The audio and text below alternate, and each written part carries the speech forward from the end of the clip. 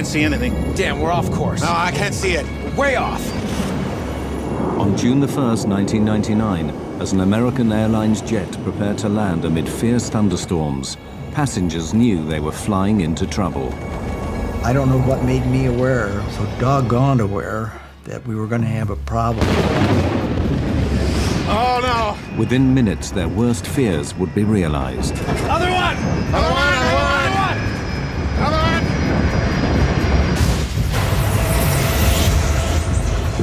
I'm yelling, get away from the plane. Run. Get away from the plane. I don't know where we're at, but there's a road that goes around the airport where we got a lot of people hurt. This film tells the story of a tragic and avoidable disaster.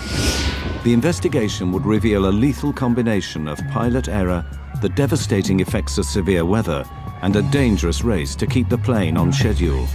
It would also uncover disturbing evidence of an industry-wide failing, one that could kill again at any time.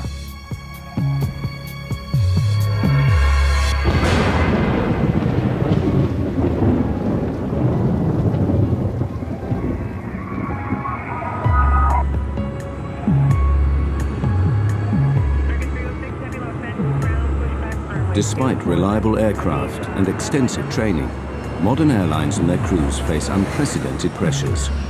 Intense industry competition demands that the whole system, from the flight planners to the pilots, be efficient and on time. The stresses this can bring would play a vital role in the loss of Flight 1420.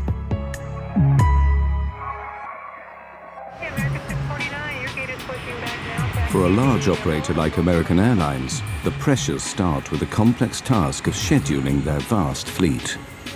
Dispatchers direct the planes around the world in a carefully choreographed dance.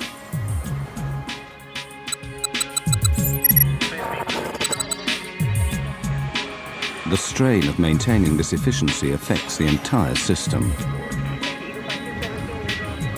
Of course, competition has become very intense, a lot of pressure on the dispatchers, pilots, flight attendants, and basically the whole infrastructure to accomplish the mission and make a dollar. Every effort is made to ensure that nothing disrupts these fragile schedules. But there is one variable that no airline can control: the weather.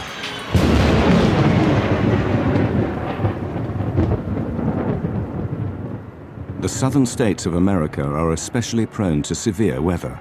Storms not only cause delays, but pose extreme dangers to commercial jets.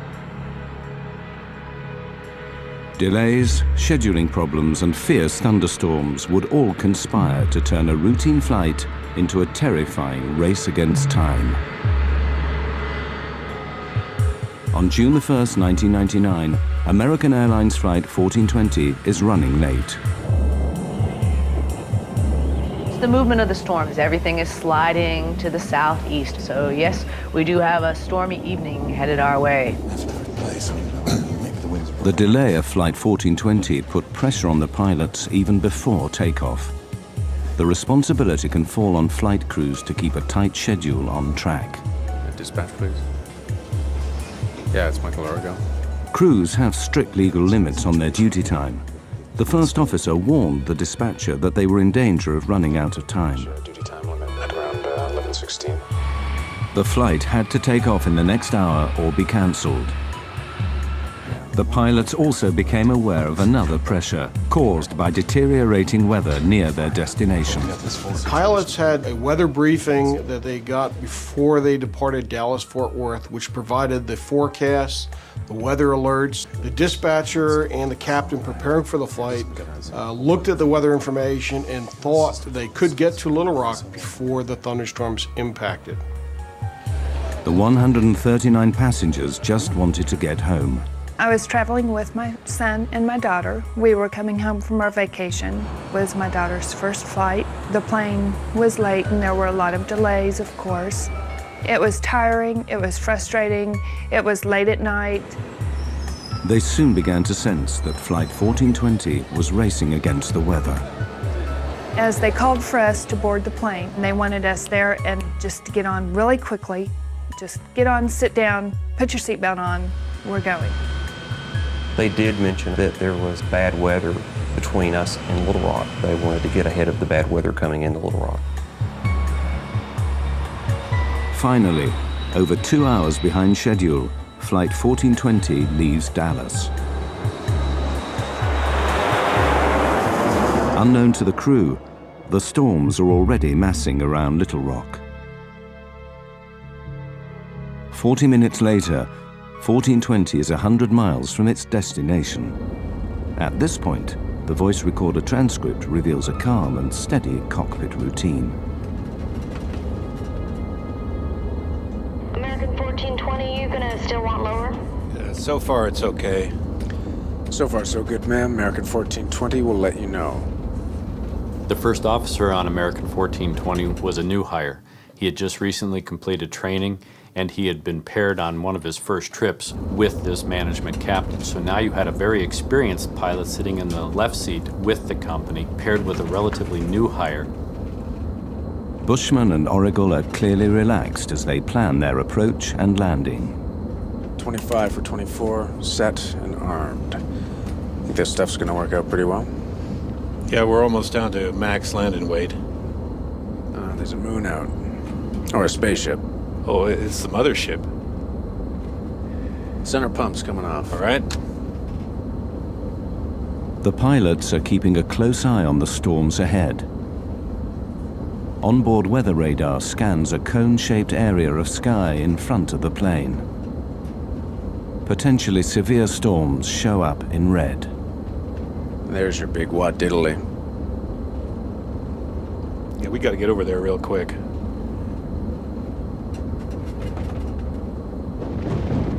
Don't like that. That's lightning. Sure is. The American Airlines dispatcher issued an update on the shape and formation of the thunderstorms. Right now on radar, there's a large slot to Little Rock. Thunderstorms are on the left and right, and Little Rock is in the clear, sort of like a bowling alley approach. Thunderstorms are moving east-northeastward towards Little Rock, and they may be a factor for our arrival. I suggest expediting our arrival. Dispatcher gave this flight crew the weather information. It appeared to him that there was going to be a gap, or what he called the bowling alley, where you had two types of thunderstorms, or two thunderstorms with an alley between it. And that the flight crew, if they had expedited their travel to Little Rock, could probably make it up that alley before the two storms closed together. But as Flight 1420 descends, the plan to beat the storms is about to go seriously wrong. The pilots do not realize that the walls of the bowling alley are closing in.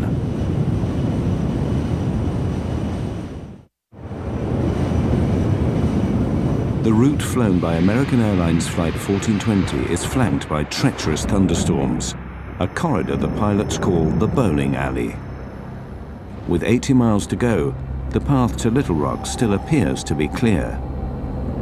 This is the bowling alley right here. Yeah, I know. In fact, there are the city lights. Straight there.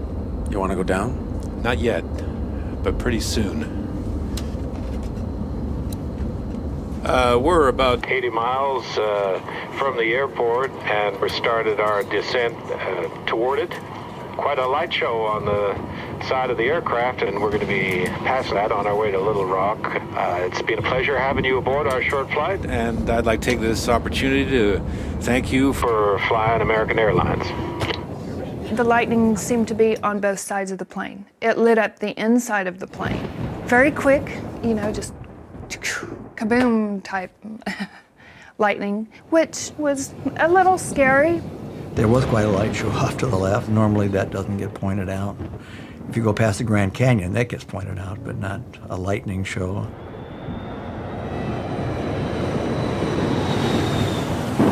As the plane descends, transcripts of the cockpit voice recordings show that the pilots are aware of rough weather ahead. Descent check's complete. We got to get there quick. Yep. Sit them down early.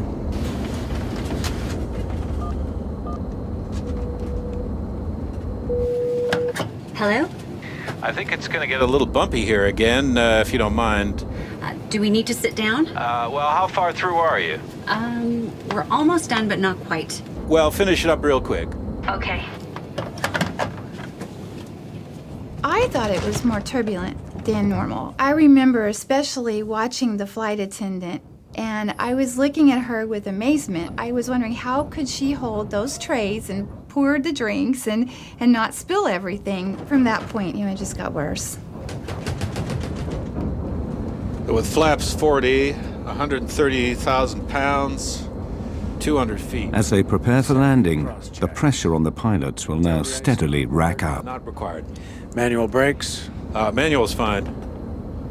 At first, as the crew pick their way around the storms, everything seems steady. Yeah, actually, there's a city right there. Yeah. Breaking through this crowd. Good, doing good. Even when the first indication comes that the storms are advancing, the pilots take it in their stride. Whoa. Looks like it's moving this way, though. Yeah. Just some lightning straight ahead. I think we're gonna be okay, though. Right there. Yep, right down the bowling alley. As my friends would say, California cool. Cool. Peachy. Exactly. 1420 at 11.3 for 10,000. But when the pilots contact the controller at Little Rock, he gives the first of a series of alarming weather alerts. Roger. We've got a thunderstorm just northwest of the airport moving through the area now. Wind is 280 at 28, gusts 4-4, and I'll have new weather for you in just a moment, I'm sure. Gale force winds are gusting to 50 miles per hour, enough to blow tiles off a rooftop. High winds pose a severe hazard for Flight 1420. Crosswinds could make it difficult to control the plane on landing. The pilots must quickly determine if they're within safe limits. They calculate the strength of the crosswind from its angle to their final approach. All right, so that's 280 at 44. Gusts at 44. Right, near the limit. Well, it's 40 degrees off. I mean, you're not out of the limit because of the angle, but that's pretty close. The crosswind limit for landing is 30 knots on a dry runway, but Bushman and Oracle now become confused about what happens if it rains. Well, 30 knots is the crosswind limitation, but see, 30 knots... That's the dry. Wet. Yeah, dry. What's the wet? 20. It's 25. The discussion is never resolved, and the crosswinds will soon be gusting well over the limit.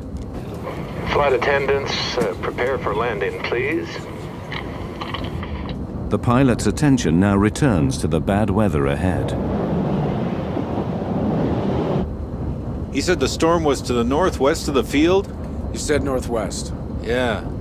Lightning strike, you said storm. But the task of tracking the storms is made more difficult by the lack of sophisticated radar at Little Rock. American 1420, your equipment's a lot better than what I have. How's that final for 2-2 left looking? What's that? We can see the airport, but we can just barely make it out. We should be able to make 2-2. That storm is moving closer like your radar says. But it's a little farther off than you thought.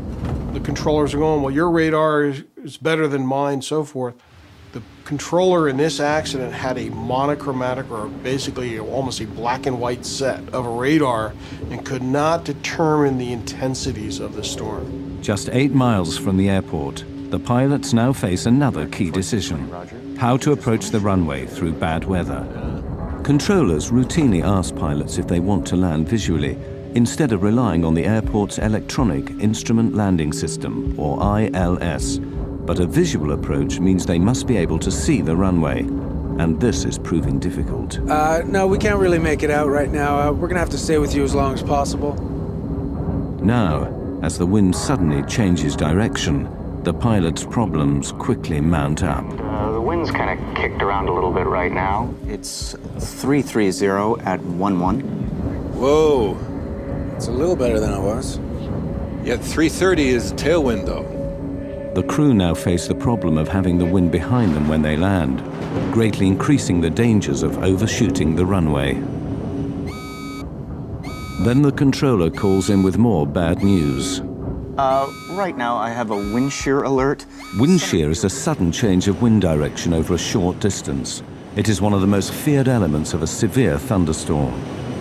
To combat constantly shifting winds, the pilots are forced to throw away their previous approach plans and start again.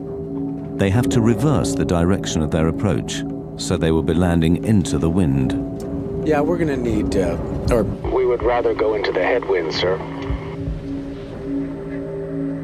The pilot's decision to land in the opposite direction is a prudent move, but it will create serious problems. Okay, right turn 250. The long way around? Yes, sir. You're a little close to the airport. Yeah, right. 250, that'll work.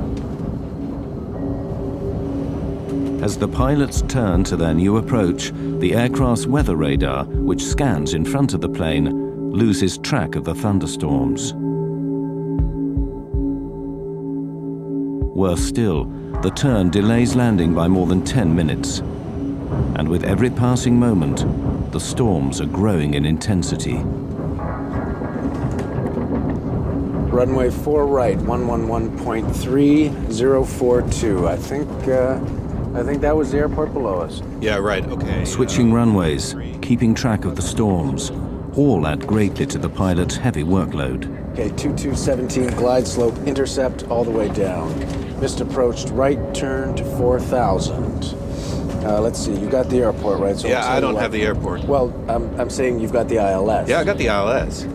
Airline pilots, they make their money when they're flying into bad weather. When the weather goes down, now all of a sudden the workload starts to increase because you have to factor in low clouds, rain, lightning, thunderstorms, wind. All of these elements start to bombard you the closer you get into the airport environment.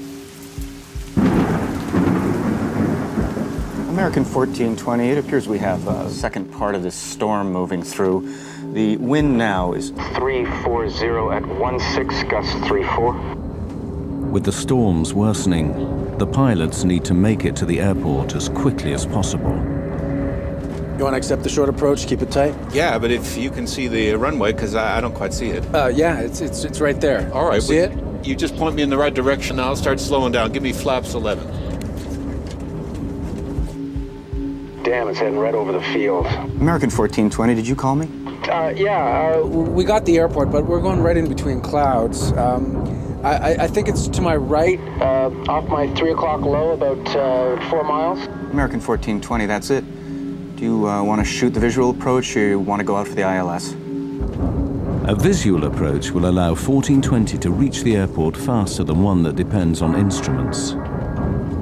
I can start the visual. If we can do it. American 1420's cleared, visual approach, runway 4 right. If you lose it, need some help, let me know, please. But a visual approach means the pilots must keep the runway in sight at all times. The transcripts now reveal rising confusion on the flight deck as the captain struggles to fix the position of the airport. Okay, did you notice something? Did you see the airport there? Where? There, okay, right. You're on a base for it, okay? It's right there. Well, I'm on a base now? It's like a dog leg. We're coming in, and there it is, right there. I lost it. You're downwind of it. It's right there. Well, I still don't see it. Just vector me. I don't know. American 1420, monitor 118.7, runway 4 right, cleared to land. The wind now 330 at 21. 18.7 will monitor, American 1420, thanks. Cleared to land, runway 4. See those red lights there. Now, what are they in relation to? There's the runway. There's 2 runways. Yeah, I know. See, we're losing it. I don't see how we can maintain visual. The pilots now have to abandon their direct visual approach and request help from Little Rock's instrument landing system. But this delays landing even further. Approach, American 1420. American 1420, yes, sir. Yeah, there's a cloud between us and the airport, and we've lost the field. We're on a vector. Well, basically we're on the last vector you gave us. Which is like a dog leg, it looks like. American 1420, can you fly heading 220? I'll take you out for the ILS. This news footage shows the storm on the night of the crash. As heavy rain cuts visibility even further, Captain Bushman becomes frustrated. See, I hate droning around visual at night in weather without having any clue where we are. The thing that was really getting to me was I knew we were getting very low. I knew that the rain was not letting up and that we were being jolted around quite heavily. See how we're going right in the middle of this crap? Right. Approach American 1420. I know you're doing your best, sir, but we're getting really close to this storm, and we'll keep it really tight if we have to. The plane was rocking and rolling at that point. It was pretty doggone unstable. I don't know what made me aware, so doggone aware, that we were going to have a problem. I don't know what did that. As Flight 1420 lines up for final approach, they are heading straight into the heart of the thunderstorm. The crisis for the flight crew is about to get even worse.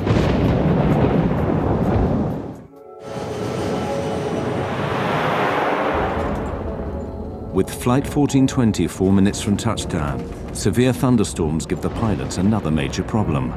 Blinding rain and thick cloud are obscuring the airfield. The visibility on the runway, known as RVR, is getting dangerously low.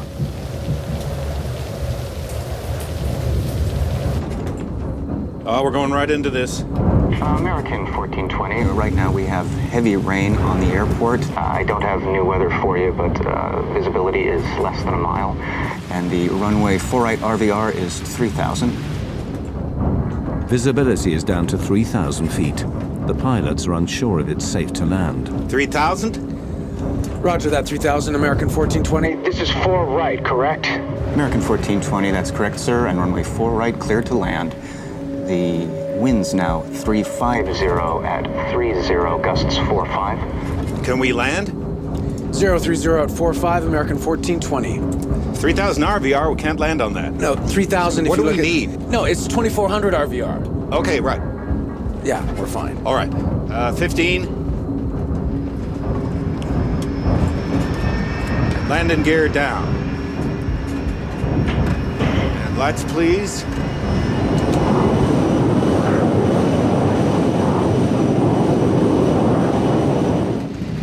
As we descended through a very dark black cloud. The rain seemed to be going horizontal.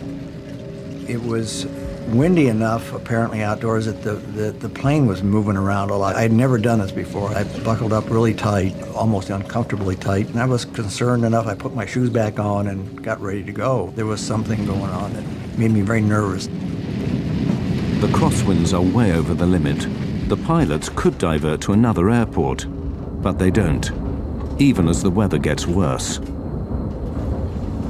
Wind shear alert. Center field wind 350 at 32. Gusts 45. North boundary wind 310 at 29. Northeast boundary wind 320 at 32. The jolts seemed to be much stronger than I'd ever felt. You could tell that the thunderheads were extremely close to the plane. I said words to the effect that if he tries to land in this weather, we'll crash. Flaps 28. Add 20. Then visibility falls drastically below the limit. American 1420, the runway 4-right RVR is now 1,600. Damn. The crew are rattled. Under pressure, they begin to make mistakes. Can't see anything. Looking for 460. It's there. Couldn't see anything. The wind was throwing the plane around so violently. I think it was enough of a crosswind that I was afraid we were going to land on the wing. We felt like we were going to tip over. I mean, it just felt that bad. You want 40 flaps? Yeah, I thought I called it. I knew the way he was jockeying the plane and the sounds of the engines that he was trying to get lined up for the runway, and I couldn't see it, and I couldn't see it, but I could tell we were close, and I kept thinking, where's the runway? 1,000 feet. 20. 40-40 land. This is a can of worms. Wind is 330 at 28. I'm gonna stay above it a little. There's a runway off to your right. You got it? No. I got the runway in sight. You're right on course. I got it. Stay where I got it. Most of the people at that point in the plane were just holding on really tight, just looking forward. I mean, like rigid. I suspected the worst. I mean, I really did. We might not get down.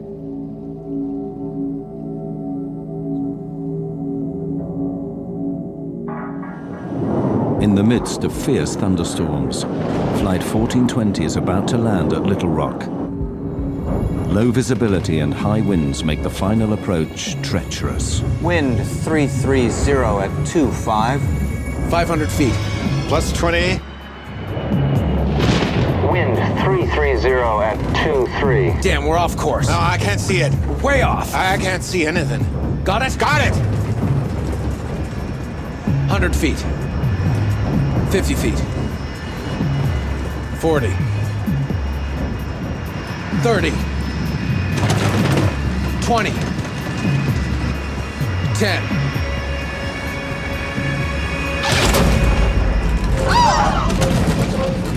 We hit the runway real hard. We didn't slow down. We're down. We're sliding. Oh, no. We were still going very, very, very fast. And at that point, I thought, we're dead. On the brakes!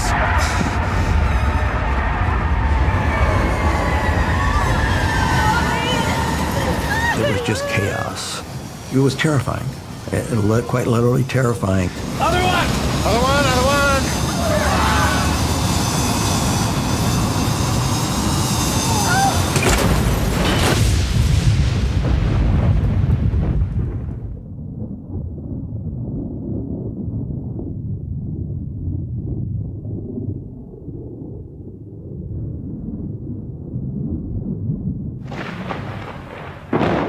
When the plane actually stopped, there was a moment of absolute, total silence. There was fire in front of me, and I could see debris, and it was silent.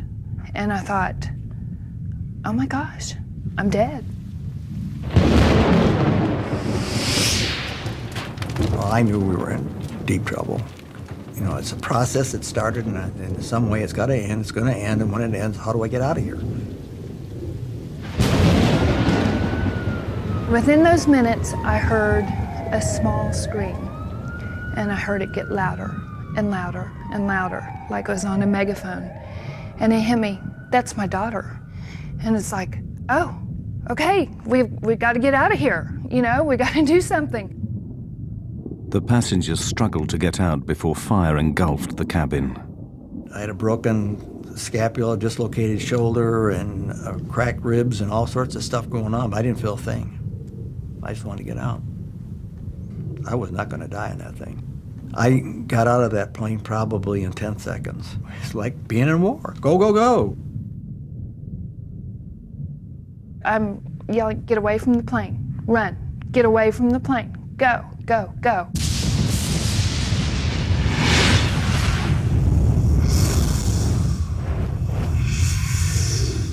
Some folks looked like they'd been in an explosion. Their clothes were tattered. I saw a man using his cell phone to call for help. Okay, I don't know where we're at, but there's a road that goes around the airport. Well, we got a lot of people hurt.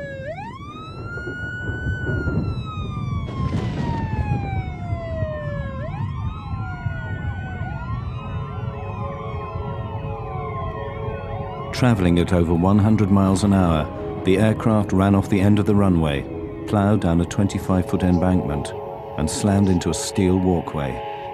The plane was ripped into several pieces.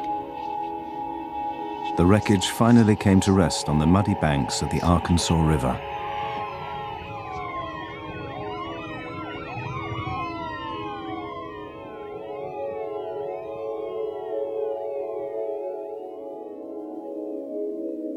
Ten passengers died in the crash. Captain Bushman was killed instantly when the cockpit was split open by the steel walkway. It was a shame I hadn't, literally a shame that I had not done more to save people. That's the worst nightmare I have.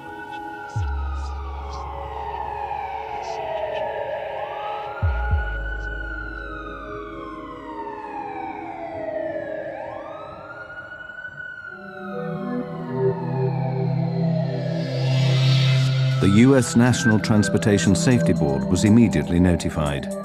Greg Feith was the NTSB's chief investigator.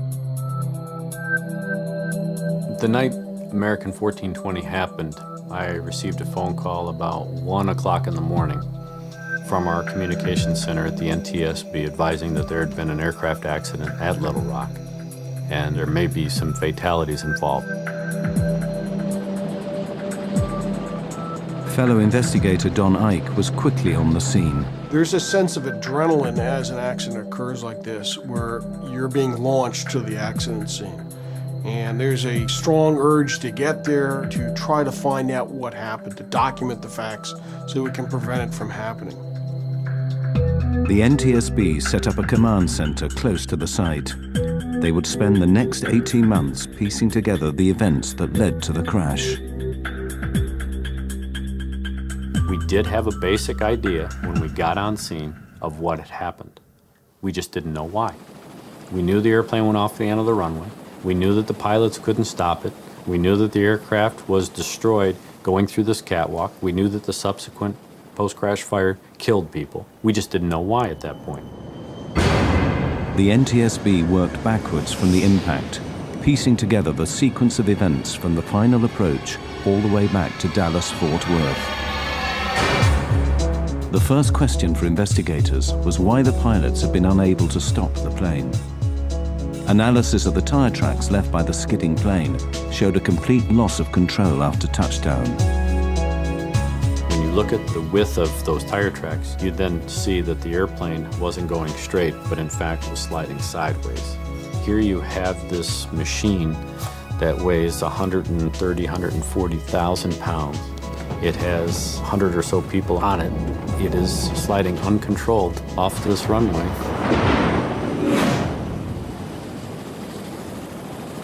Something had gone terribly wrong on landing, and investigators had to find out why. They questioned the survivors of Flight 1420, who would provide an extremely important clue.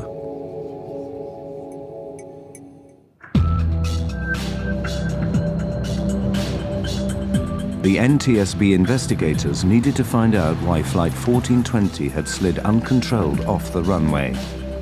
They set out to interview surviving passengers, many of whom were local to Little Rock. Their eyewitness testimony would point the inquiry towards the most important mechanical system used to slow a plane down after landing.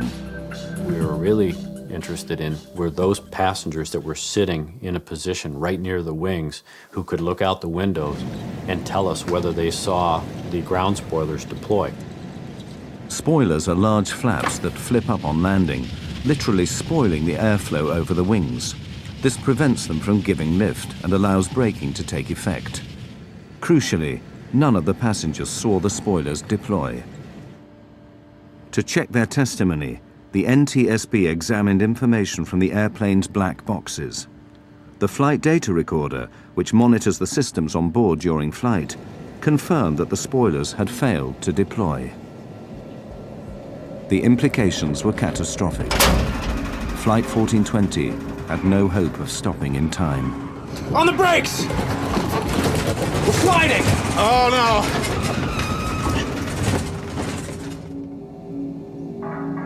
So was the failure of the spoilers to deploy a mechanical problem? Or in the confusion of final approach, was it pilot error? To find out, the NTSB would make clever use of the cockpit voice recorder, or CVR. Make it out. You want 40 flaps? Yeah, I thought I called it. One of the key elements that the CVR team was listening for was the setting of the spoiler handle. We saw on the flight data recorder that the ground spoilers didn't deploy. We wanted to know if the handle had been actually armed or not, and we were looking for a specific click sound.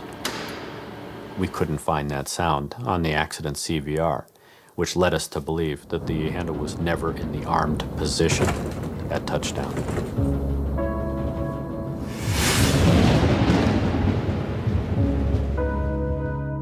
Intensely busy in the cockpit, the pilot simply forgot to arm the spoilers. Had they deployed, the MD-80 aircraft might have overshot the runway, but it would have stopped before hitting the catwalk. The pilots had made serious and ultimately fatal errors, but investigators wanted to know why.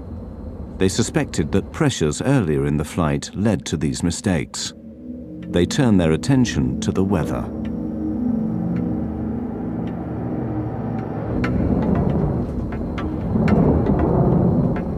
clear to us that severe weather had been in the area around the time of the accident. How it played a part was one of the things we had to try to discover. And putting the radar images in, the observations, trying to put it all together, would take weeks, of course, to get this information done. The NTSB wanted to know what role the weather had played in the crash, and had the pilots been fully aware of the dangers. See how we're going right in the middle of this crap. One of the concerns that all pilots have when they're trying to land an aircraft is, of course, making sure that the crosswinds that they may experience don't exceed the capabilities of either themselves or the aircraft. The wind's now 350 at 30, gusts 45. Can we land? This particular flight crew had a limitation, not imposed by themselves, but imposed by the company, and that was that they were not allowed to exceed a 10-knot crosswind on a wet runway. Crosswind limits are clearly stated in the operating manual. The crew of 1420 were flying beyond regulation limits. This is a can of worms. There's a runway off to your right. You got it? No. The effect of the winds can be seen in this NTSB animation, showing the captain's desperate last maneuvers. Winds definitely impacted the flight. If you look at the animation, you'll see them fighting the winds. Definitely not good. We're down. On the brakes. Other one. But when you start talking about a wet runway, thunderstorms, not good. But were the pilots of 1420 aware of the hazards posed by the severe weather? For the NTSB, previous accidents had made the dangers of thunderstorms all too clear. In 1994, a US Air DC-9 fell victim to wind shear in North Carolina. The plane stalled at 250 feet and fell from the sky. A Delta TriStar crashed after flying into the most severe kind of wind shear that created an intense downdraft of air. So, should the crew of 1420 have aborted the approach? There's the runway. There's two runways. Yeah, I know. See, we're losing it. I don't see how we can maintain visual. This NTSB weather animation overlays the path of the aircraft with ground radar images of the storm. Bushman and Origal landed in lightning, torrential rain and hail, and the crosswinds gusting well over the limit. Based on the information that we had from ground-based weather radar, the flight crew of 1420 should have been seeing majority of that storm. They would have been seeing the leading edge going green, rapidly changing the yellow to bright red. I can't see anything. Looking for 460. As they progressed towards Little Rock, they started to paint the bad weather not only on their onboard radar, but they could see out the window lightning. And one of the key statements that this captain made, which basically summarized the entire flight, was the captain saying, I hate droning around visual at night in weather without having any clue where we are. I hate droning around at night when I don't know where I am. That was such a key statement. It was at that point, by an experienced 10,000-hour captain, that he should have abandoned the approach going into Little Rock and either gone to his alternate or made his way back to Dallas. But to make a statement like that and then continue an approach to an airport where you have a thunderstorm in progress over the airport is a recipe for disaster. But the pilots were not the only ones to be heavily criticized. As the investigation continued, American Airlines flight policy would come under fire, and an industry-wide scandal was about to be exposed.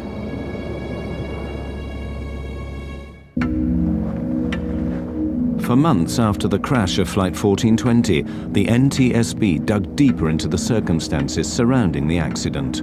The question was, who would take responsibility?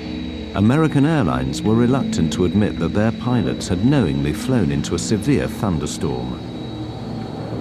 Initially, they tried to pin the blame on the controller at Little Rock. Americans started legal action against the authorities responsible for airport controllers.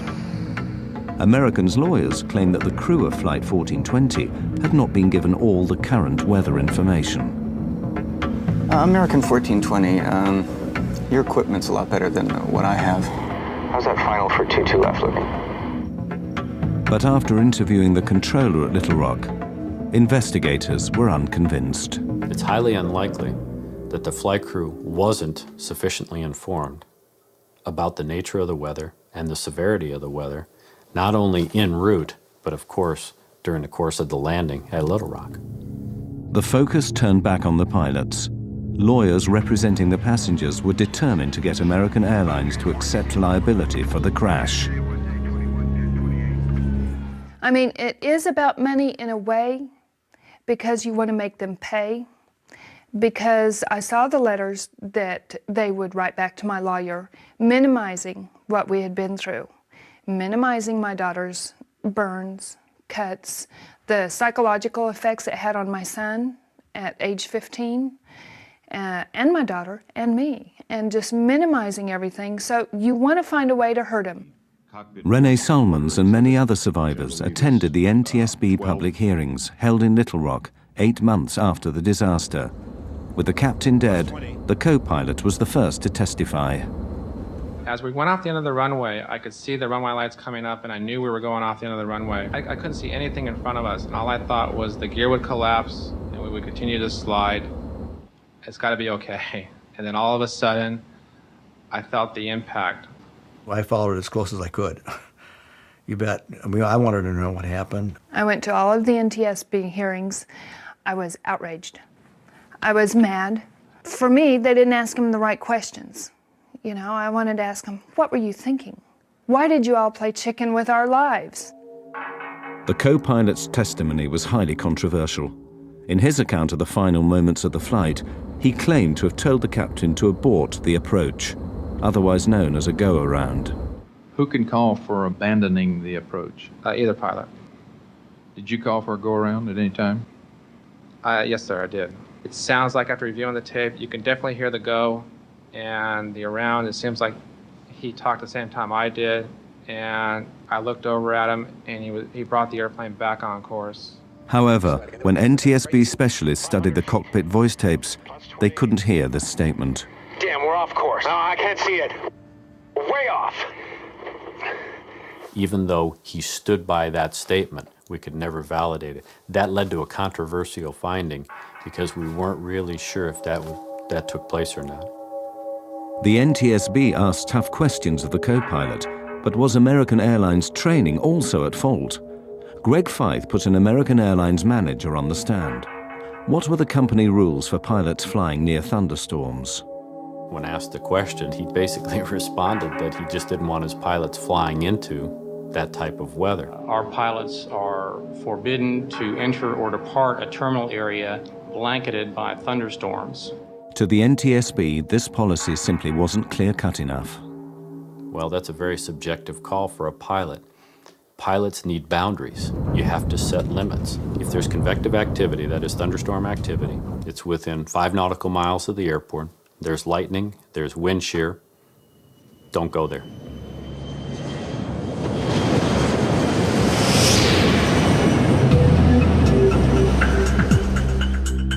The deeper they looked, the more the NTSB found that flying into thunderstorms was disturbingly widespread. Extraordinary evidence given at the hearings revealed that the problem spread through the whole industry.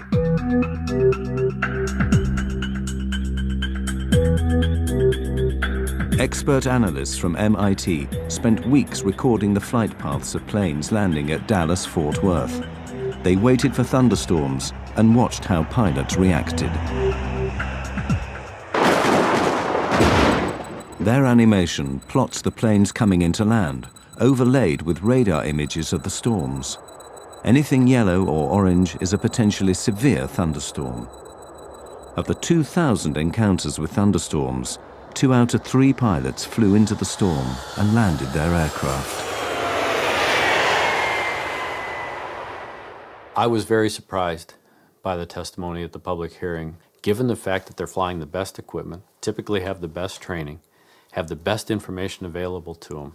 For those decisions to be made to continue into harm's way, it was very surprising to me that they tried to do that. Pilots know that if we go into that thunderstorm, we may not come out of that thunderstorm, and if we do, it may not be basically in one piece. Why did so many pilots fly into danger? The MIT researchers found pilots were more reckless if they were behind schedule, if it was night, and if aircraft in front of them were also flying into bad weather. In the Little Rock case, 2 of those 3 elements were present. It was night, and they were running late.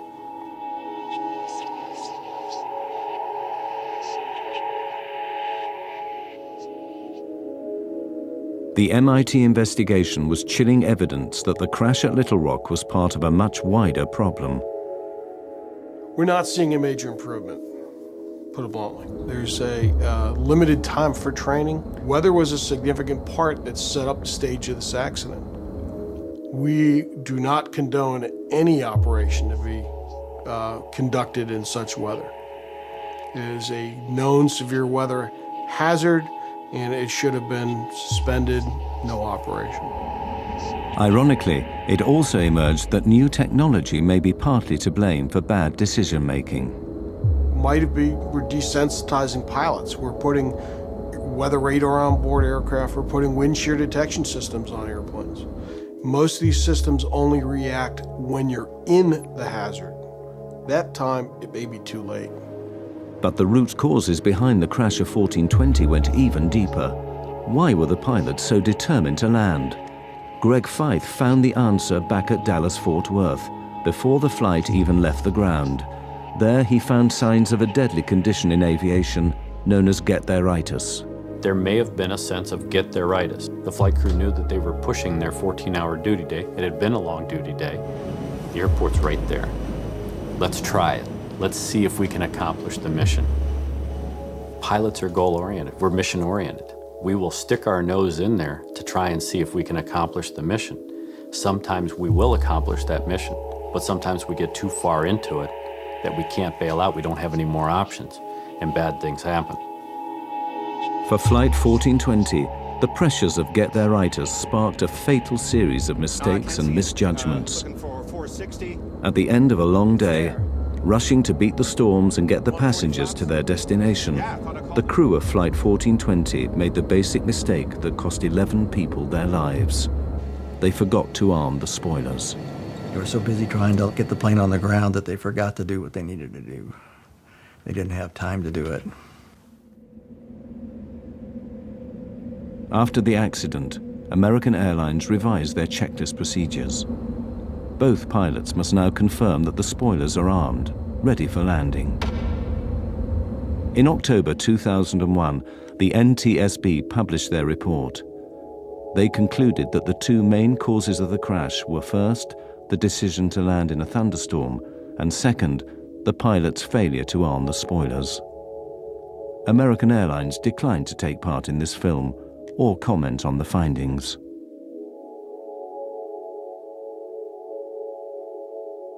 As an investigator, I had over 2 years to basically criticize and determine what the captain was trying to accomplish. That particular captain had seconds to make decisions based on the information he was getting. And while it's unfair for an acts investigator like myself to start pointing the finger, I wasn't there. I blame them, but I'm not angry per se at them. I don't waste my time with anger on them. They'd got nothing but flack.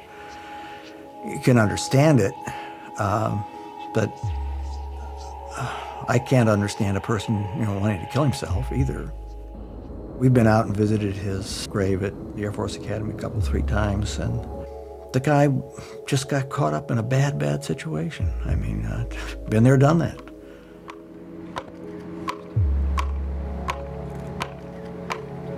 One year after the crash, the survivors of Flight 1420 gathered at the site to remember those who died. For surviving passengers, the effects of the crash are long-lasting and profound. We, as a family, worked long and hard to work through it. We had many talks. It blew apart a lot of relationships. You find out who your real friends are. I cannot do enough to mitigate what happened to the individuals on the airplane. Life is a precious thing, and you're definitely here for a very short time. All of a sudden, your life looks like about a second and a half long. The impact of the crash is something that I try to block out of my mind because I still feel a reaction. People ask me if I'm okay. Well, no, I'm not okay. No, we'll never be okay. I mean, what is this okay stuff? You're different. And deal with it. I mean, that's the way we're going to be. The day after it happened, when Adam and I were in the hospital in Samantha, Adam and I got up and we looked out the window and we just couldn't believe that life went on. We just couldn't believe cars were driving and it was sunny and life went on, because for us, life stopped.